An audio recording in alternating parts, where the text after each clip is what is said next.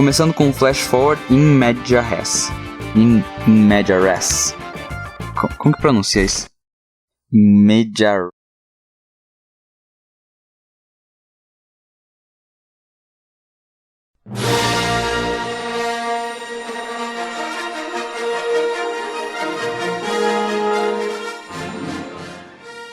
Quando falamos de obras fictícias, o começo é um dos elementos que precisam ser pensados com muito cuidado pelos criadores.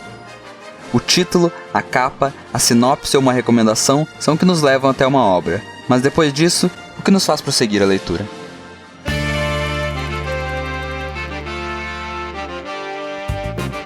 O começo tem duas funções claras: apresentar os elementos principais da história e fisgar o leitor. A parte do público que observa a arte de forma mais acadêmica, por vezes pode desprezar esta última por encontrar elementos técnicos relevantes do começo ao fim da obra, independente de quão agitada e provocativa a situação é. Mas é fato que, para cumprir a missão de instigar e criar interesse, muitos autores enfeitam suas introduções usando certos artifícios. Um dos mais comuns é brincar com o ritmo e a cronologia da história, começando com um flash forward in media res. In media res.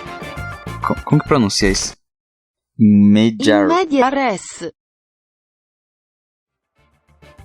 Enfim, flash forward é o contrário de flashback, ou seja, ao invés de uma cena do passado, vemos uma cena do futuro. E in media res vem do latim no meio de algo, e é exatamente o que eu acabei de fazer. A narrativa começa durante um ponto futuro da história e em seguida volta no tempo para explicar como a situação chegou naquele momento. Este é um recurso um pouco mais artificial para prender a atenção, afinal, são raras as vezes que as justificativas são diegéticas para o salto temporal.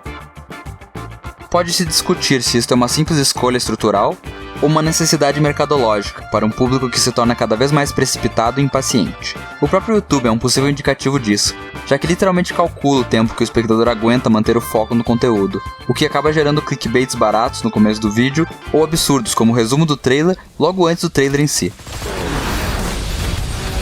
O trailer do trailer. Além disso, a quantidade de trailers e o crescente conhecimento prévio do público sobre os filmes traz alguns malefícios para as histórias.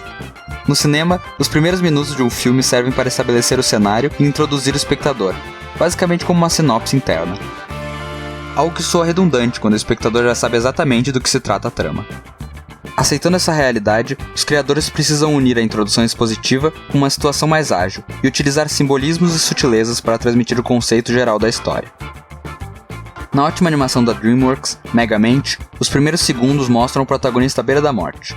A causa dessa cena parece bastante óbvia à primeira vista, mas durante o filme, ela adiciona mais uma camada de imprevisibilidade à trama por parecer cada vez mais improvável. Além disso, a cena apresenta o protagonista como um ser falho e derrotado, representando simbolicamente o que iremos acompanhar: a queda de um vilão.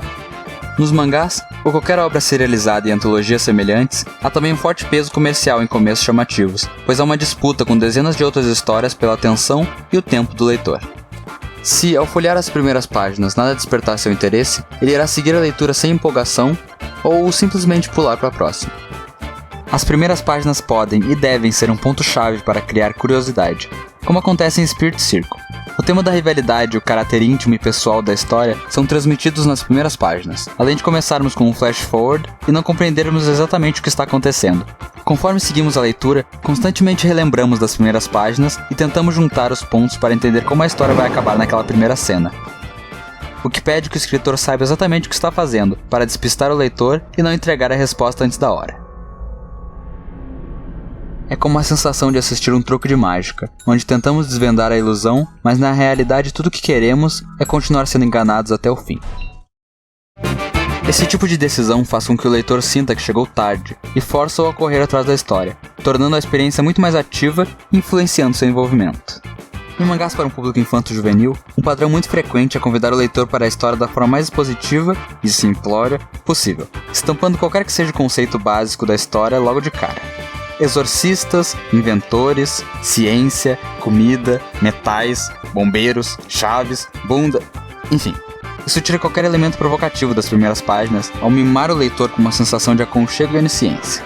Na direção oposta, vejo o começo de Assassination Classroom. No mangá temos um conceito intrincado e difícil de explicar com uma simples sinopse, fazendo qualquer desavisado definir as primeiras páginas como puro nonsense. Porém, essa é uma decisão muito sensata do autor, que sabia que a estranheza do começo geraria curiosidade e seria o chamariz perfeito, ganhando ainda mais pontos no decorrer da leitura quando explica o conceito de forma satisfatória e mostra que, à sua maneira esquisita, o começo definiu bem o tema geral do mangá. Perceba também que, assim como Spirit Circle, o autor utiliza a primeira página dupla como parte da narrativa, e não apenas um pôster dispensável como muitas outras obras fazem.